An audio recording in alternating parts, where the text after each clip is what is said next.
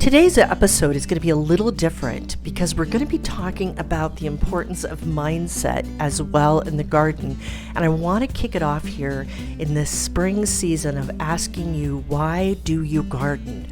Or if you're new to gardening, what is attracting you to gardening? Or maybe you've been away from gardening for a while and you want to come back to gardening. Because here's the thing, a garden that grows slowly also grows strong. There's so many elements to the garden that is important for us to keep in mind as we clean the spring beds and bring the veggies out and get the cool crops in, which is what we're going to do today. So let's go to the grow room.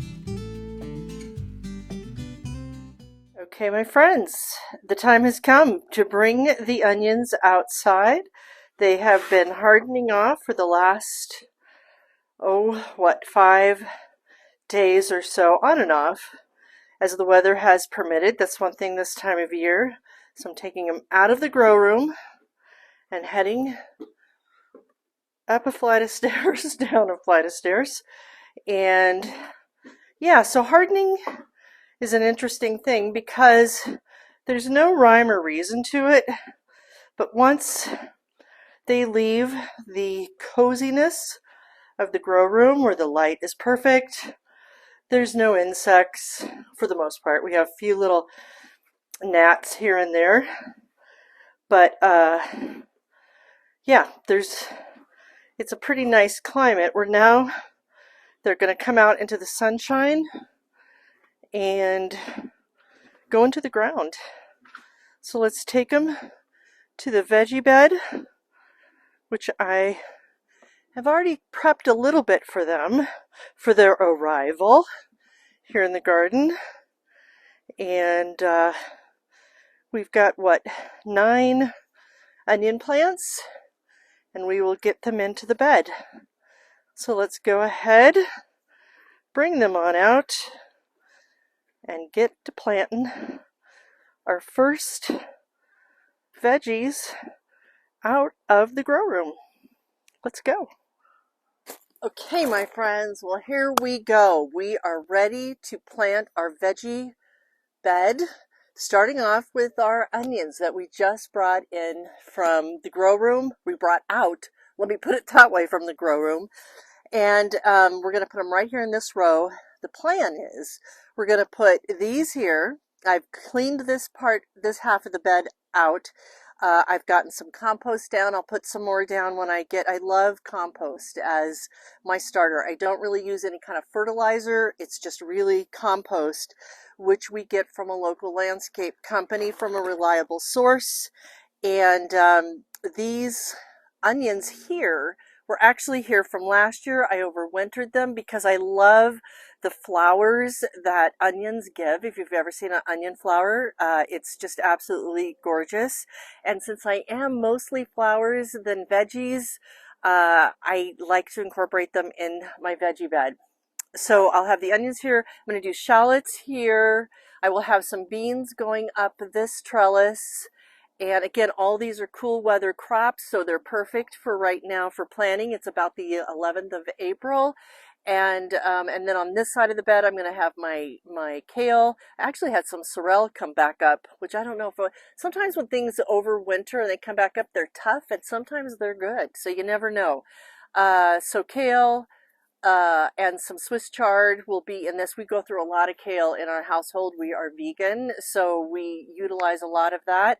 And so that'll be on that side, and then some basil and some marigolds scattered in between that I'll put in from seed. I last year actually grew some marigolds and decided I would just seed them and use much smaller ones because the marigolds just took over this bed last year. But for now, we're going to plant these. And here's what I'll say about onions. And I shared this earlier. I can put a link to the video where we planted these in the grow room. You can do onions from seed, you can do them from bulbs, and you can do them from seeds, bulbs, or you can direct sow the seeds. Now, the scallions, I'm going to direct sow them, and I think, hey, Ab, that you can just direct sow. I think I would have been just as effective to direct sow these as it was to put them in the grow room. But I wanted to, that's what gardening's all about. It's about experimenting to see if that's what you want to do. And so I did it this year, but I don't think I'll do it again because it was a lot of extra work and it took up a lot of extra room. And one of the things in the grow room that I'm finding, I'm running out of room. I don't have that big of a space, so I have to be really careful. I'll direct sow them next year. Make note to myself about that. So with that, let's go ahead and get these onion plants planted.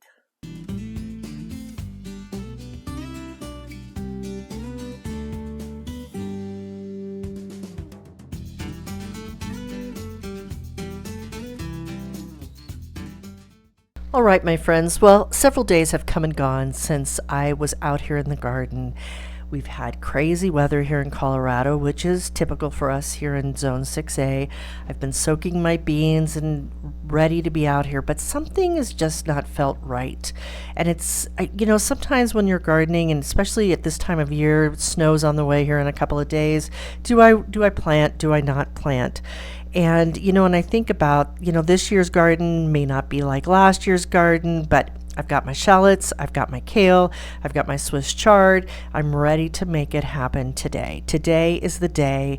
No more putting it off in fear that it might not, because fear does enter here in the garden too, right? That something will happen because of the weather conditions, and I just want to go ahead.